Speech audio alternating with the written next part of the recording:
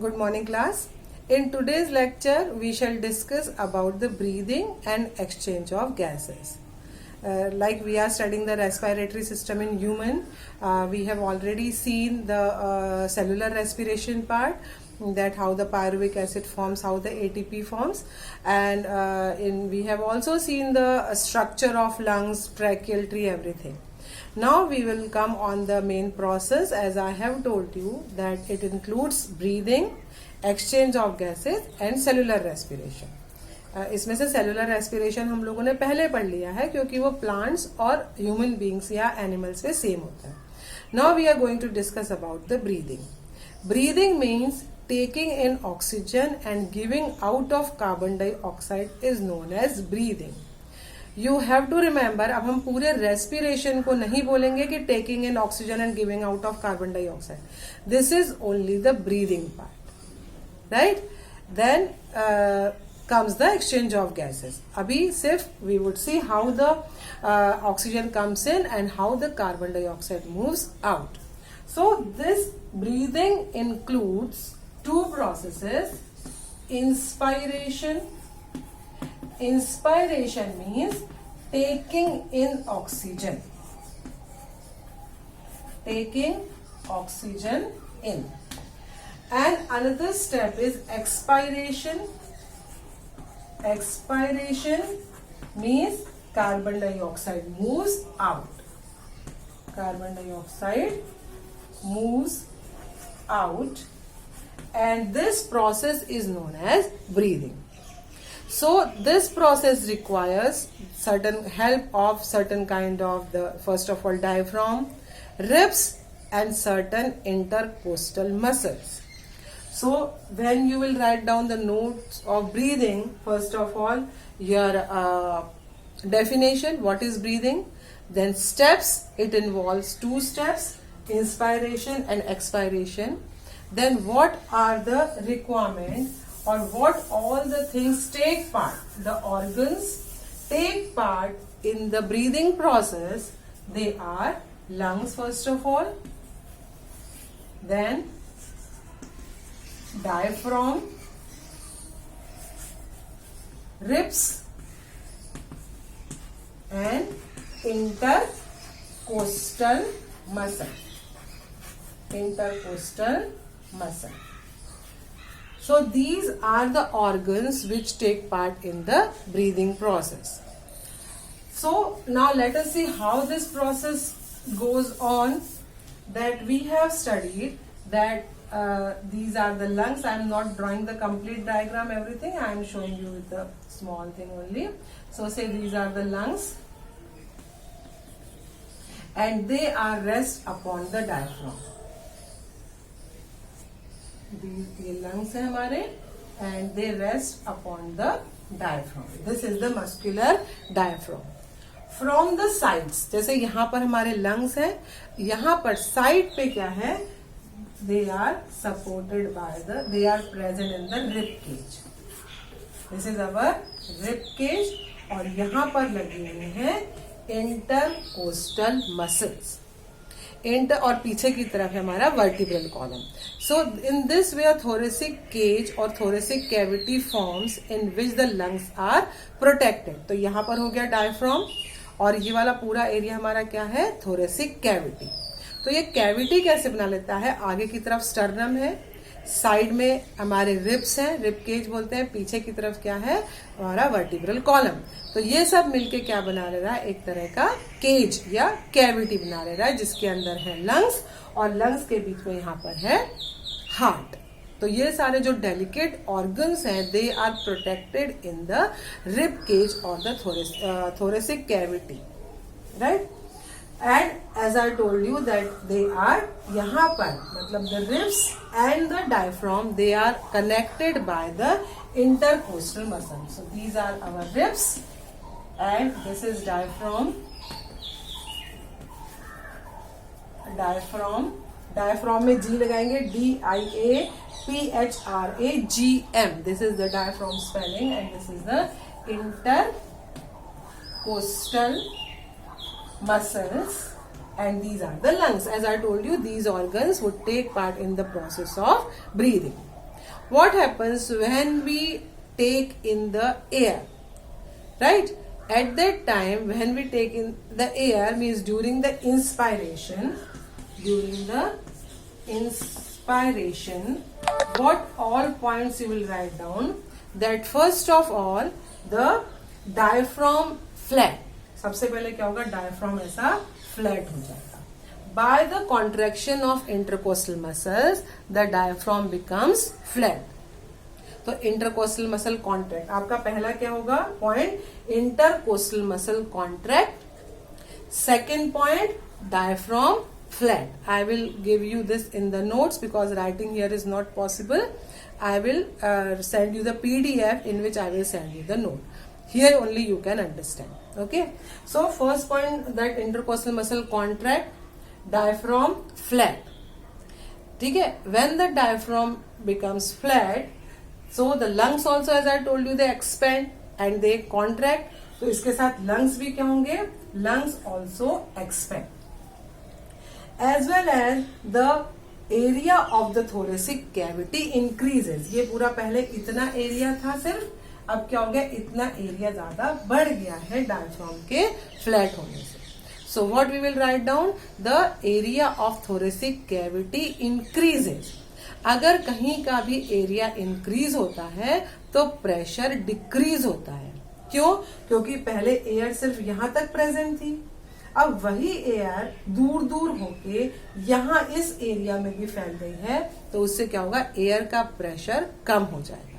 So what you have to remember that the pressure decreases, area increases. यहां से यहां तक का एरिया बढ़ गया है and the pressure decreases.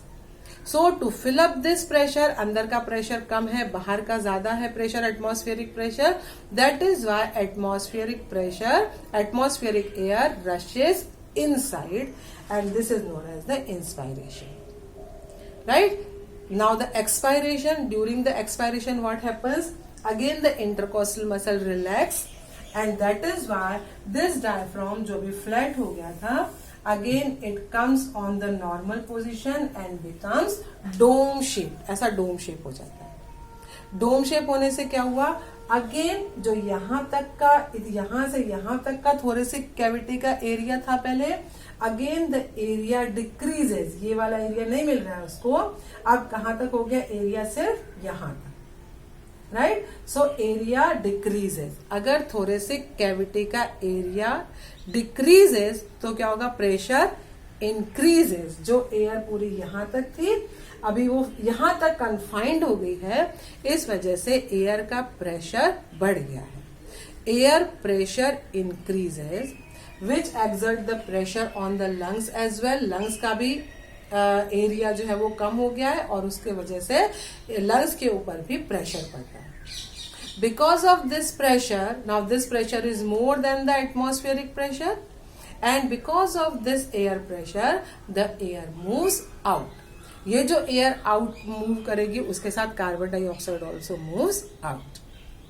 So this is known as the expiration. I will give you the note with the point wise. लेकिन आपको ये याद रखना है कि कौन कौन से पार्ट लेते हैं breathing.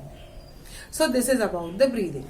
Now the last part comes, that is the exchange of gases. How the exchange of gases takes place. So our next part is exchange of gases. Right? So whatever we have seen, passage हमें पता ही है कि कहाँ से air होके आएगी, किस तरह से ऑक्सीजन आती है वो भी हमें पता है. In this way, जो whatever oxygen we are taking in, it moves all through the trachea, the bronchi, the bronchioles, the respiratory duct, alveolar duct से होते हुए it comes in the alveoli, and the exchange of gases takes place in the alveoli. तो पहली आपकी बात कहाँ हो गई कि exchange of gases कहाँ पर होता है? Location of exchange of gases. Location क्या हो गई एक्सचेंज ऑफ गैसेस की? That is in the lungs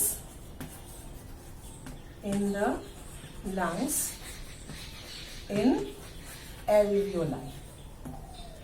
right. अब suppose this is the end so many crores of alveoli are present, we have already discussed. Suppose this is the alveoli. Alveoli का structure इस तरह से होगा, कुछ single cell structure है, बिल्कुल thin, very thin, moist and having all the properties essential for the diffusion of gases. ठीक है. अब इस एल्वियोलाई में ये पूरा सारी ब्रांचेस से ये कनेक्टेड है एल्वियोलाई. तो यहां पर क्या आ रही है, oxygen is coming in. Oxygen is coming in. यहां पर क्या हो गई, मोर ऑक्सीजन, क्योंकि अभी हमने एयर ली है, so it is having more oxygen. Right. अब this alveoli is supplied with the lots of blood capillaries. हमारे लंग्स में पल्मोनरी आर्टरी एंटर करती है which takes the blood. Okay. And lung से बाहर निकलती है, वो होती है pulmonary vein. About the arteries and veins you would study when we will study the circulatory system.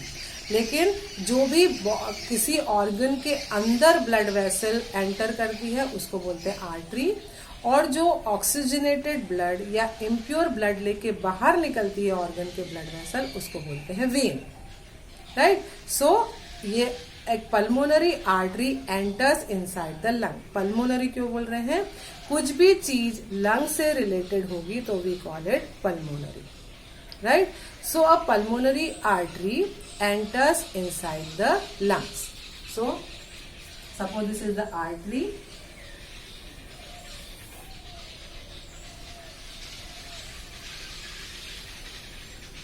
Okay, and this is the pulmonary vein. Okay, so this is complete blood vessel.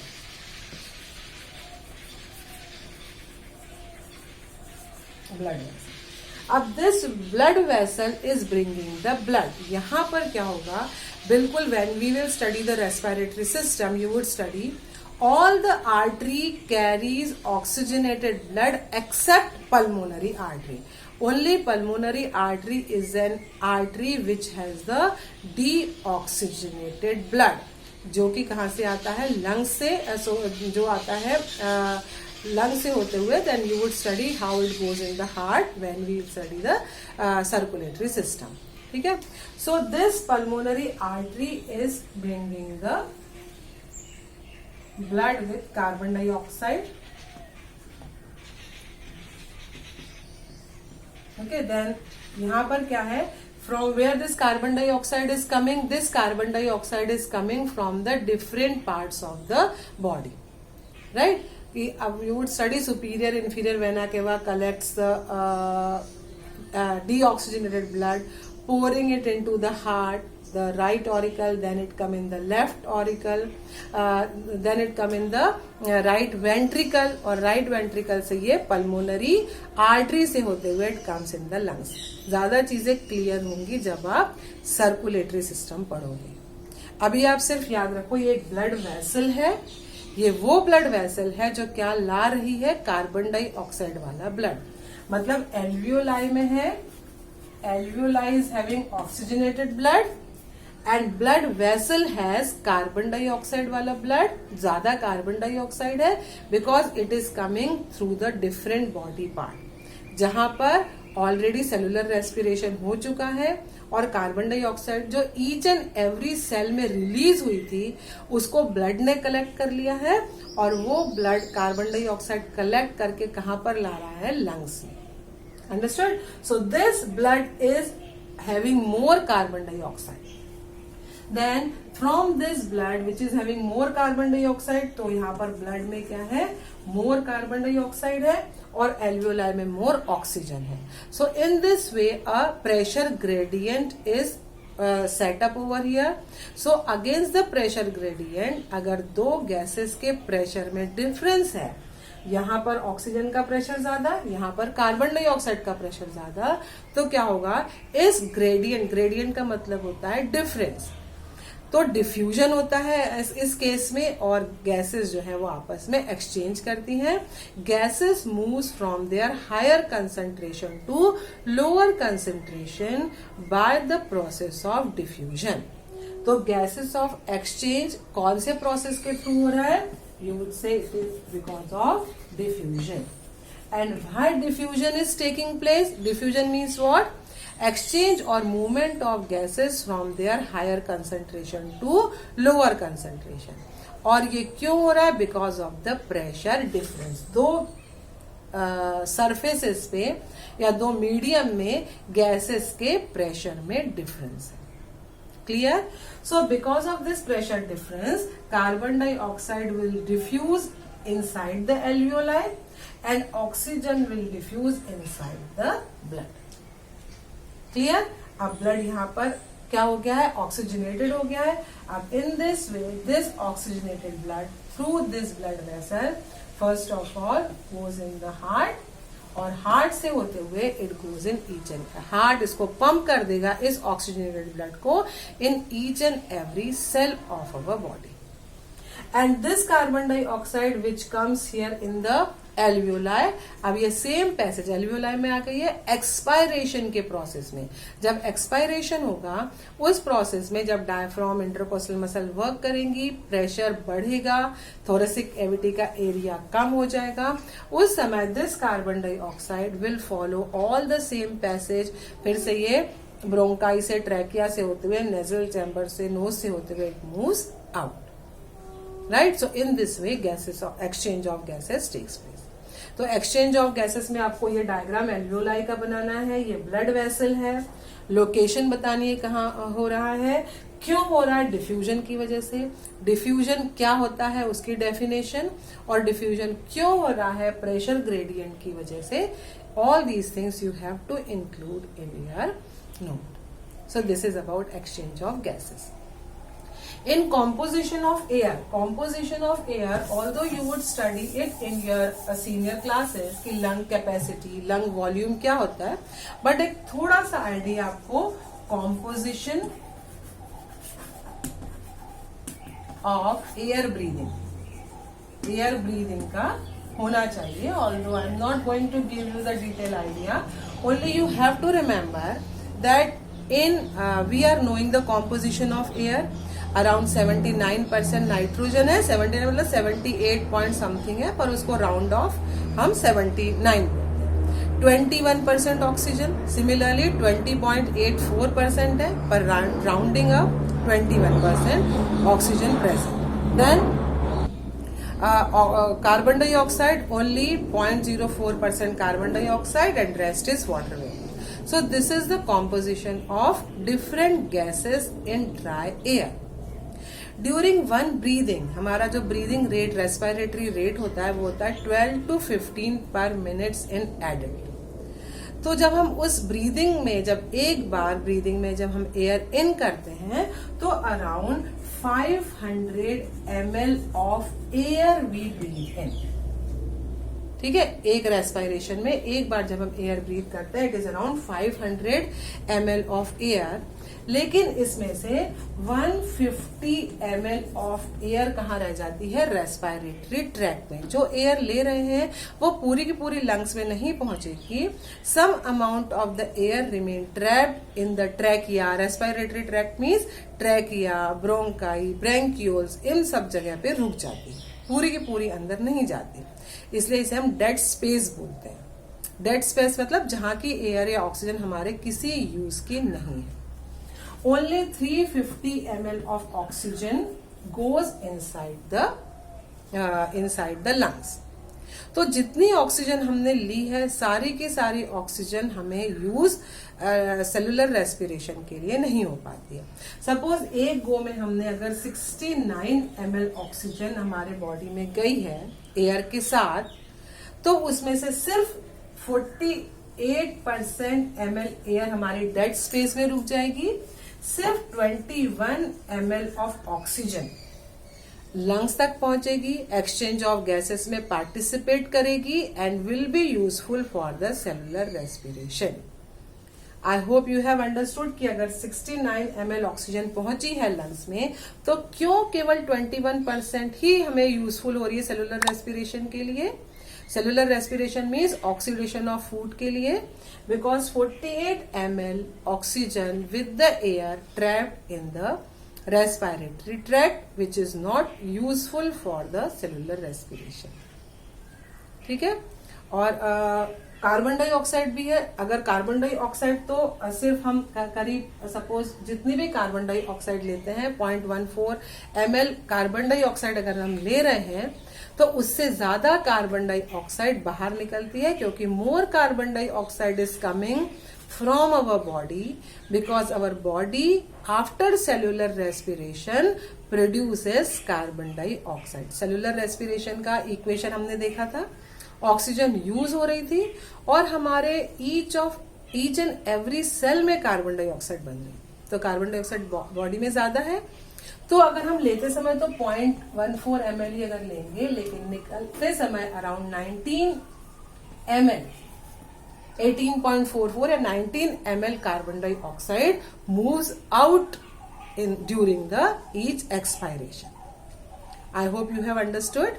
क्योंकि carbon dioxide हमारे शरीर में produce हो रही है, liberate हो रही है, right. So in this way you can write down about the composition of air and respiratory. I already told you कि रेट क्या होता है, 12 to 15 respiratory cycle means including both inspiration and expiration.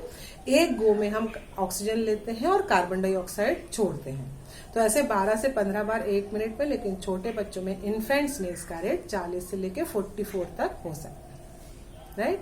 So this is all about the respiratory system. Here we have concluded the respiratory system in human. आपको इससे related कुछ भी queries हो, you can ask, prepare, write down the notes properly. Thank you.